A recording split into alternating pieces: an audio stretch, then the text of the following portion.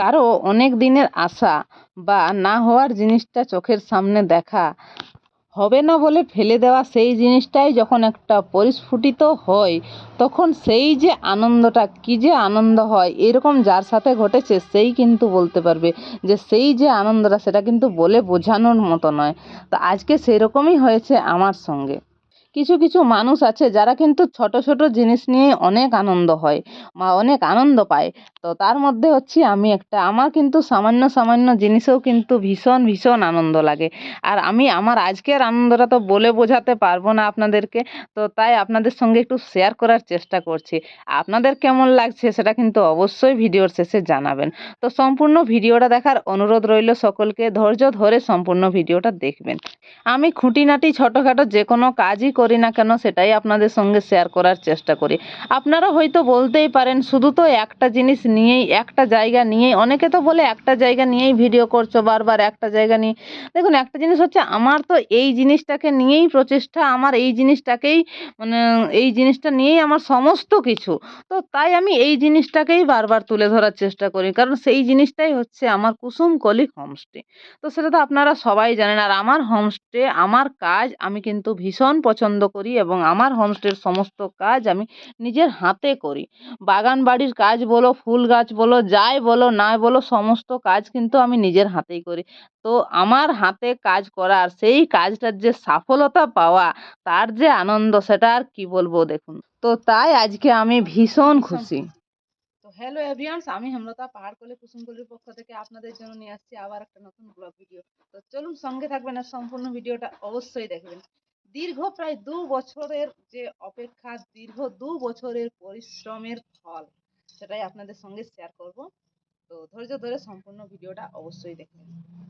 তো যাই হোক, আজকের ভিডিওটা কি হতে চলেছে সেটা তো আপনারা থাম্বনেল দেখে নিশ্চয়ই বুঝতে পেরেছেন। তো তবুও আপনাদের সঙ্গে শেয়ার করতে চাইছি। এখন কিন্তু প্রতিটি ঘরে, প্রতিটি ছাদ বাগানের মধ্যেই রয়েছে মানুষের এই যে কারুকার্য, এই যে একটা প্রচেষ্টা আর কি, যে নিজের বাগানের মধ্যে তৈরি করব। তো চলুন জিনিসটা আগে দেখাই, তারপরে আপনাদের সঙ্গে কথা বলবো। তো এটা হচ্ছে আমার কুসুমকলি হোমস্টের মাটির রুম, সেটা তো আপনারা বুঝতেই পারছেন। আর আমি আজকে আপনাদেরকে যেটা দেখাতে চাইছি সেটা হচ্ছে এই যে আমার ছাদ বাগান বলুন আর গ্রাউন্ড বাগান বলুন, যাই বলুন, এই যে আমার পদ্ম ফুল দেখতে পাচ্ছেন, এটা কিন্তু প্রায় দীর্ঘ 2 বছরের পরিশ্রম, দীর্ঘ 2 বছরের প্রচেষ্টা। আমি কোনোদিন ভাবতে পারিনি যে এরকম ছোট ছোট টপের মধ্যেও কিন্তু পদ্ম ফুল ফুটতে পারে। আমার কিন্তু আশ্বাস ছিল না যে আমি এই টবের মধ্যে ফুল ফোটাতে পারবো। তো তো যাই হোক, মানে এত মানে কি বলবো, এত আনন্দ লাগছে নিজেকে আজকে যে আমি যাই হোক বাগানের মধ্যে, পদ্ম ফুল কিন্তু পাঁকে জন্মানোর জিনিস। বড় বড় পুকুরে যেখানে পাঁক বেশি পরিমাণে থাকে, সেখানেই কিন্তু এই পদ্ম ফুলের আবির্ভাব হয়। তো সেই পদ্ম ফুল কিন্তু আমার আজকে বাগানের মধ্যে হয়েছে দেখুন। তো তার আগে আমি ধন্যবাদ জানাতে চাই, সেটা হচ্ছে মেসো কোম্পানিকে। কারণ এই মেসোর থেকেই কিন্তু আমি এই পদ্ম ফুলের বীজ অর্ডার করেছিলাম। মেসোর থেকে, ফ্লিপকার্ট থেকে তো মানুষ অনেক কিছুই অর্ডার করছে, অনেক কিছুই আসছে। তো আমিও এই পদ্ম ফুলের বীজ ট্রাই করার জন্যই কিন্তু মেসোর থেকে অর্ডার করেছিলাম। আপনারাও চাইলে মেসোর থেকে অর্ডার করে নিতে পারেন এবং আপনাদের ছাদ বাগানে সুন্দর পদ্ম ফুলের আবির্ভাব করতে পারেন। তো সেখান থেকেই আমি কিন্তু চয়েস করে 2 রকমের ফুলের বীজ আমি অর্ডার করেছিলাম, এনেছিলাম অনেক। আর আপনারা তো জানেন, বীজ পদ্ম ফুলের বীজ সেটা কিন্তু প্রথমে ঘষে ঘষে ওর যে ভিতরের সাদা অংশটা থাকে সেটা বের করে নিতে হয়।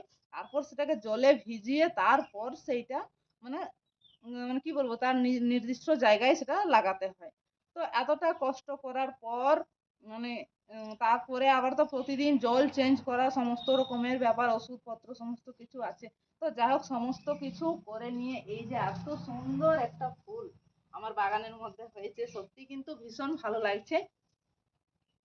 একটা বিশ্বাস ছিল না যে আমি আমার বাগানের মধ্যে পদ্ম ফুল ফোটাতে পারবো, কিন্তু যাই হোক, ভগবানের আশীর্বাদ বলুন আর আমাদের পরিশ্রমের ফল বলুন, যাই বলুন, আমার বাগানের মধ্যে কিন্তু সত্যি আজকে সেই আরেকটা জিনিস হচ্ছে যে আমার কিন্তু চিন্তা ভাবনা ছিল না যে পদ্ম ফুলের বীজ থেকে পদ্ম গাছ জন্মায়। যাই হোক, আশাটা একটা মিশো কোম্পানি থেকে অর্ডার করে যেহেতু এনেছিলাম, তো সেখান থেকে সন্দেহই ছিল যে সেই এই বীজটা থেকে গাছ হবে। তো আর গাছ হওয়ার পরে ঠিকঠাক মতো ফুল হবে। তো তো যা হোক, একটা ফুল তো আজকে ফুটেছে, একটা ফুটেছে, এটাই একটা দৃঢ় বিশ্বাস করেছে যে হ্যাঁ, ফুল কিন্তু অবশ্যই হবে। আর একটা জিনিস হচ্ছে, যে কোনো জিনিস সেটা ঠিকঠাক পরিচর্যা করলে সেটার কিন্তু ফল অবশ্যই পাওয়া যায়। তো যাই হোক, অনেক যত্ন করার পর আপনি এই যে ফুলটা আজকে দেখতে পেয়েছি।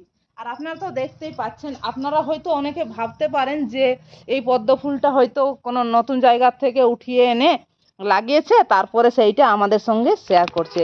কিন্তু না বন্ধুরা, এই যে দেখতে পাচ্ছেন আমরা, মানে আপনারা যে এই যে ছোট ছোট দুটো কালো রঙের টব নিয়ে নিয়েছি, সেই টবের মধ্যে পাঁক বসিয়ে আমি কিন্তু এই পদ্ম ফুলের চারাগুলো রোপণ করেছিলাম। আর তার থেকে মানে সময় অনেক লেগেছে, প্রায় 2 বছর সময় লেগেছে বুঝতে গেলে।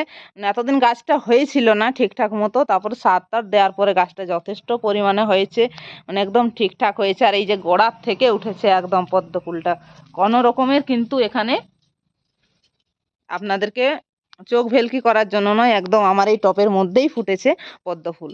আর এটা দুপুরবেলা যেহেতু হয়ে গেল, সকালবেলা কিন্তু একদম ফুটন্ত ছিল, আপনাদেরকে ছবির মাধ্যমে দেখাচ্ছি।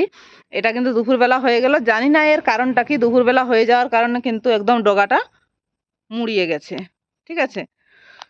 আর আপনাদের যদি বিশ্বাস না হয়, তো এই যে দেখতে পাচ্ছেন আমার রুমগুলো, কটেজগুলো আমার বাগানের মধ্যেই রয়েছে।